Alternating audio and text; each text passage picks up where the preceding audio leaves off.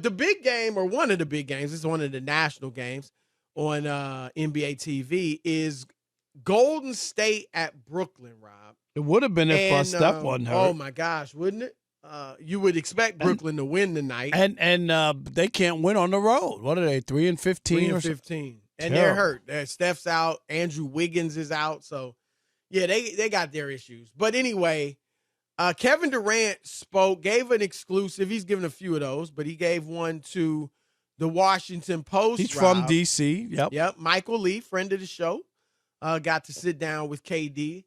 And KD was talking about, Rob, how it bothered him that when Golden State won the championship last year, that people made it about him. Or at least, when he said made it about him. I'm going to read his quote. "I can't lie. Watching the finals, I knew so many people would turn their focus on me once they won. I was like, I hate that they won because y'all not going to make it about them. It's going to be all about me. I think it's just a childish way of looking at that experience. I feel like you can take it all in and appreciate what they did and not even talk about me. I was just sitting at home, but I get how it is." And then he has another quote. This one was before Game 6 of the finals. He had responded to an Instagram quote. Remember that about somebody saying Steph would be better if he or Steph actually says the fourth championship would prove that Steph was always better than Durant. And KD's first comment was, "You guys are back outside." But then the page said this, "Be honest, bro, you rooting for Boston, huh?" Then KD let his real feelings come out, Rob. He said, "Y'all really believe I'm a hater, though. That's funny. I want to watch good basketball, but I do know when the Warriors win that N-words will just look to lie about my contributions to basketball. Hell, I'm rooting against that." All right, so Rob, what are your thoughts about this? This is just typical KD. I'm not moved by it. I don't think he said anything that's off script for him. He's very sensitive about who he is, Chris, and what people think. So this all falls in line with who he is. Earth-shattering? No. This is who he is. He's a guy who, as talented as he is, he's thin-skinned. I told you I call him the Masot, the most sensitive of all time, because he is. And some guys are like that, and I don't know. It's funny because it doesn't appear to affect him as far as play, when he gets out on the court, which is a good thing. But he does worry about how people view him and talk about him and whatnot. And you would think a guy who's that talented, who's accomplished so much and all that other stuff would just, I'm sure people have always said stuff. Look at this tall, skinny kid. He can't ball. He ain't got no, whatever it was. That probably ended when he was 11. But when they start seeing how he right, because he could shoot. But right. But I'm saying there's always people, Chris, who are not going to be on board. It's okay. So I didn't. As you know, I don't think he's sensitive.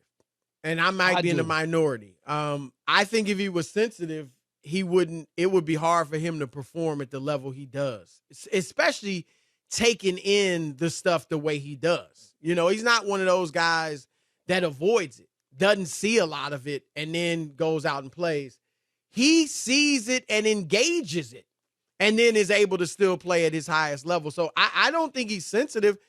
I was going back and forth with him on the DMs once, and he just said, "Look, man, what's the problem with me engaging people on social media?" He said, "I got time, and I like it." So I was like, hey, all right, whatever. But I think, Rob, first of all, I do think he overstates this. Because I think, correct me if you think I'm wrong, the finals became, the number one story out of the finals was Steph Curry. It was Steph Curry winning his fourth championship, his second without KD, but his second or fourth overall, and then winning his first finals MVP. It was like people saw it as validation for those that thought he needed it. It finally was. And he even, him and Clay played to that at the end when they finally won it. And, he got his MVP trophy. So I think that was the first thing it was about. It was also about Boston, and a lot of people thought Jason Tatum with the turnovers melted down. And of course, it became like a part of the story, not the main focus, not the, didn't take away from the Warriors at all. And to be honest, it may have enhanced the way people looked at the Warriors because they did do it without KD. And I just think, Rob, that for KD to act like don't even talk about me, the way he went there, and obviously he made good. He won his 2 championships and was 2-time finals MVP. But that was he was going to be a part of that story. And Rob, this is ultimately what it says to me. And some people have just come out flat out and said it. Clyde Frazier, Walt Clyde Frazier, said there's an asterisk there, mental asterisk by KD's rings. Charles Barkley's talked about him not being the bus driver and all that. It tells me that KD was such a big part of the story because, yes, he certainly gets his respect as a great player, all-time great player. People acknowledge he won those rings. He was the finals MVP. He was the best player. But I do think this is one more piece of evidence that there's still something there. There's still a but when you talk about KD's 2 championships. Because, Rob, I'm going to give you an example that really drove this point home for me. If KD won the championship this year with the Nets, and then the Nets or the Warriors won the championship next year, Rob, do you think it would be as much talk about KD after the Nets won it? After the Warriors won it? I don't think so, because it would be like KD has moved on and won himself. And I think it wouldn't be as much talk about KD if the Warriors were to win it, after he won it. But as long as he doesn't win that championship elsewhere, I do think whenever the Warriors win it, if they, if they win another one, that it will be, KD will be part of the story. This is where me and you separate. I don't think that he was on for the ride for the Warriors to win a champion. I just don't think that, when they say, well, he didn't drive the bus or whatever, man, that dude played his butt off, was the MVP, made big shots. I know it was no contest because they won 8 out of the 9 finals games that they played against LeBron. But I don't look at that at all. I'm not convinced the Warriors win those 2 without KD. I don't look at it that way. I really don't believe that. Yeah, I just don't look at it that way. I'm not saying he was along for the ride. I've never said that. I said he was the best player. But I will say this. I think they were easier championships. The team was so stacked. Like you said it, they won 8 out of the 9 finals games against LeBron. Now, they did have some trouble with Houston in the conference finals, but that team was so stacked. And, Rob, you know this. When you have great players on the floor together, it wasn't as hard for KD as it had been in OKC because people had to pay attention to Steph and pay attention to Clay. And Draymond was making plays. So he played great, but I thought I don't look at it as some heroic performance.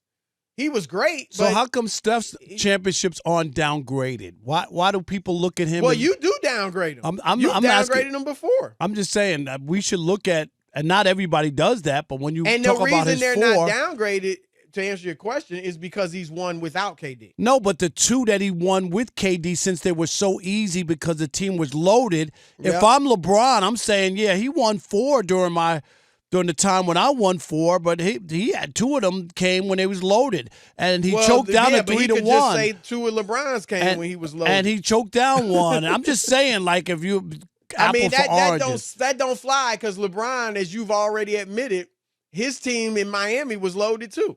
No, he only won 2 of the 4 as well. But I'm just saying the 3-1 choke is, to me, when I look at Steph, I think that's the one that you have to look at if you're going to make an argument for somebody over Steph. I think you could go to that because that had never happened before. That's fine, but I'm saying I do think people.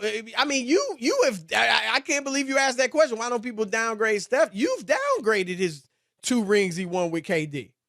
You were almost not giving him any credit because he wasn't the MVP. I do think we've talked about championships are not created equal. This last one against Boston, I think most people would look at as Steph's greatest championship. And I think just like LeBron, people look at his Cleveland title coming back from 3-1 over Golden State as his greatest championship. And if KD won another one, say with the Nets, it would be viewed as his greatest